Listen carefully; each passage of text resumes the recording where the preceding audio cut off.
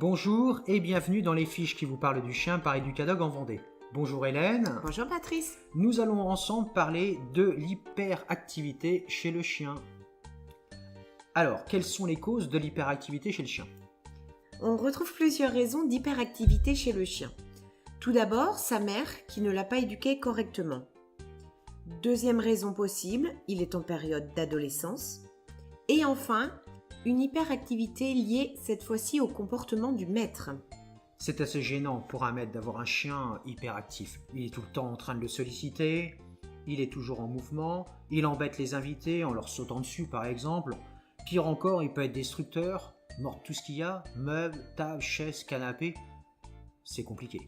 Oui, tout à fait, c'est très compliqué. Mais alors, je veux vous rassurer à ce niveau-là, parce que cette période est en général passagère, à la condition de bien identifier les raisons de cette hyperactivité. Bien sûr, si les symptômes persistent malgré la solution mise en place, n'hésitez pas à consulter votre vétérinaire. Alors du coup, comment peut-on diminuer l'hyperactivité du chien? Alors, comme je vous l'ai dit précédemment, l'hyperactivité est souvent due au comportement du maître. Alors, bien sûr, ce n'est pas forcément agréable à entendre, mais le maître est le référent du chien. C'est-à-dire que le chien est comme une éponge à émotions par rapport à son maître. Le maître est celui que le chien va observer en cas de situation inhabituelle. Si le maître est calme, le chien le sentira.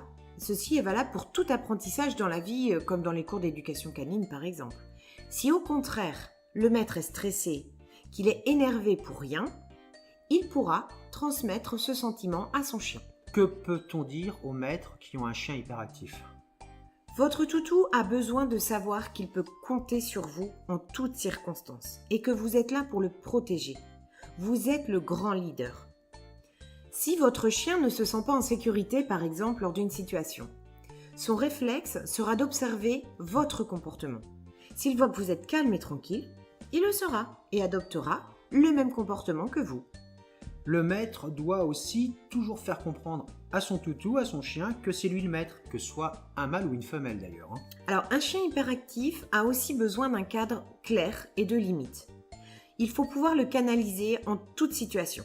Alors, grâce à des ordres très simples, tels que le coucher, assis ou bien encore le pas bouger, le plus difficile, bien sûr. L'hyperactivité peut être aussi une manière d'attirer l'attention du maître pour le chien. Tout à fait, Patrice. Alors, dans ce cas, il vaut mieux ignorer le chien plutôt que de répondre à ses sollicitations. Si un chien aboie sans cesse et que vous lui parlez en lui disant « mais arrête, c'est pénible » ou bien encore « tu as fini avec tes bêtises », il va se sentir sollicité, il va avoir attiré votre attention par ses aboiements, donc il va continuer. Alors l'hyperactivité, cela peut être aussi une forme d'anxiété. Le chien peut être effrayé par certains bruits, souvent dus au fait que chiot, il ne les a pas entendus. Complètement, et c'est souvent d'ailleurs la raison principale dans le cas du chiot. Alors justement, on parle du chiot. Si c'est un chiot, qu'est-ce qu'on peut faire? Pour qu'il arrive à vaincre sa peur, il faut utiliser la méthode de désensibilisation. Alors pour cela, on peut utiliser des bruits. Il en existe sur CD ou sur YouTube, des bruits qui concernent bien sûr sa peur. Ça peut être la peur d'une voiture, d'une mobilette, d'un feu d'artifice, etc. Alors par contre, petite précision, au début, il faut leur faire entendre en bas volume, jusqu'à ce qu'ils s'y habituent, puis ensuite vous pouvez mettre plus fort.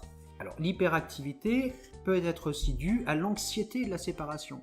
Oui, complètement. Alors là, il va falloir habituer son chiot doucement à rester tout seul, de façon progressive. Alors, il ne faut pas confondre hyperactivité avec besoin de se dépenser. Certaines races de chiens, comme le Border Collie par exemple, ont besoin de travailler énormément, se dépenser. Ce n'est pas de l'hyperactivité. Il faut bien faire la différence. Complètement. On fait souvent l'amalgame pour ce type de race. C'est simplement un besoin de travailler et de se dépenser. Alors du coup, quelles sont les activités qu'on peut faire à un chien qui, lui, a vraiment besoin de se dépenser? Alors, pour le chien adulte, l'idéal, c'est de lui faire de longues promenades. Vous pouvez aussi lui faire pratiquer un sport canin, comme par exemple l'agility.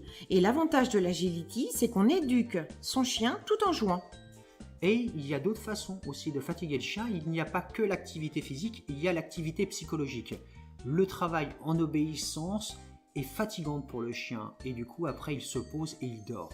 Complètement. Le travail intellectuel est aussi fatigant que le travail physique et bien souvent on n'y pense pas assez. Alors par contre, si c'est un chiot, on ne peut pas lui faire de longues balades ou de l'agility, interdit avant qu'il soit adulte. Qu'est-ce qu'on peut faire dans ces cas-là? Le jeu est aussi une bonne manière d'occuper le chien.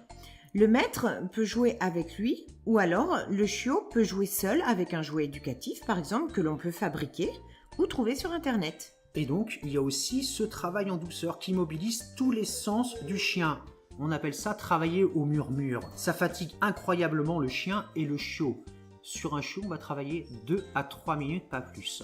Trop de fatigue après, déconcentration du chien, il aura la sensation que c'est un échec et non pas une complicité avec son leader. Alors comme nous vous le disions tout à l'heure, très souvent, un chien hyperactif saute sur son maître ou ses invités, ce qui est fort désagréable, voire parfois dangereux. Il faut essayer de le calmer, par exemple en détournant son attention. Pour cela, vous lui donnez des ordres simples, des ordres de base comme le assis, au pied. Si cela ne fonctionne pas, il faut l'éloigner des invités, jusqu'à ce qu'il soit calme. On peut aussi le mettre tranquillement avant leur arrivée dehors, avec son jouet ou une friandise. Et bien sûr, il faut dire aux invités de ne pas s'occuper du chien ou pas le caresser d'abord avant de vous dire bonjour, Oui. bonjour au maître, et après bonjour au chien. Ça évite Exactement. qu'il saute pas mal sur les gens, ça aussi. Et si malgré tous ces conseils, on s'aperçoit que notre chien est encore hyperactif. Alors dans ces cas-là, l'hyperactivité peut ne pas être liée à l'éducation ou au comportement du chien. Ça peut être lié à une maladie, qui est d'ailleurs aussi connue chez l'homme. Elle s'appelle l'hypothyroïdie. Le chien souffre aussi donc de l'hypothyroïdie. Comme Exactement, voilà, tout à fait. Et si ce comportement persiste, il faut prendre rendez-vous avec votre vétérinaire, parce que si le chien souffre de cette maladie, il prescrira un traitement adapté. Par ailleurs, il existe des traitements à base de plantes qui ont pour avantage de ne pas poser de problème de sevrage. On vous dit à très bientôt sur les fiches de race de chien par Educadog en Vendée. À bientôt.